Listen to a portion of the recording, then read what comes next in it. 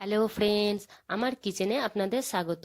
আজকে আমি বাড়িতে কিভাবে সফট পনির বানাবেন সেই রেসিপি আপনাদের সাথে শেয়ার করব। তো যদি আমি 1 কিলো দুধের এতটা পনির বানাতে পারি, তাহলে আমি বাইরে থেকে কেনা কিনতে যাব। তবে দেরি না করে চলুন ভিডিওটা শুরু করি। এখানে আমি 1 লিটার মতো পানি নিয়ে নিয়েছি। এই পানিটাতে আমি 150 ml মতো ভিনেগার দিয়ে দেবো। আর ভিনেগার একটু টক হয়, যার কারণে পনিরটা আমাদের টক হয়ে যেতে পারে। তো সেই কারণে একটু বেশি পানিতে দিলে ভিনেগারটা, তাহলে আমাদের পনিরটা অত টক পত হবে না। তো এখানে ভালোভাবে এই দুটোকে আমি মিক্স করে নিলাম। এখানে আমি 1 লিটার মতো চিকের দুধ নিয়ে নিয়েছি, যেগুলো চিকে প্যাক হয়ে আসে সেই দুধ আমি এখানে ব্যবহার করছি। 1 লিটার আছে এই দুধটা। এই দুধটাকে আমি ভালোভাবে ফুটিয়ে নেব।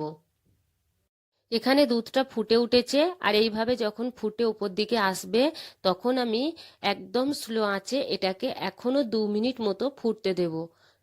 2 মিনিট পরে দেখুন, এখানে যে ভিনেগার পানিটা রেখেছিলাম সেটা আমি আস্তে আস্তে সবটাই ঢেলে দেব।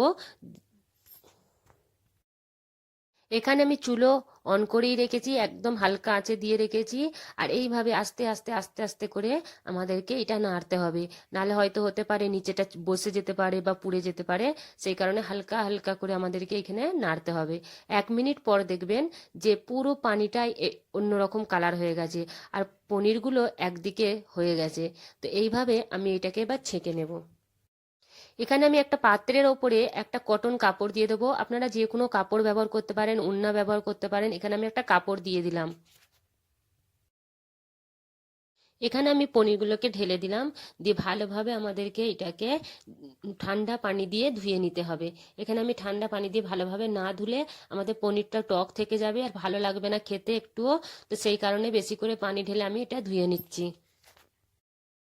এইভাবে এবার ভালো করে নিচড়ে নিতে হবে পনিরগুলোকে। এর ভেতরে পানি থাকলে ভালো করে পনিরটা তৈরি হবে না।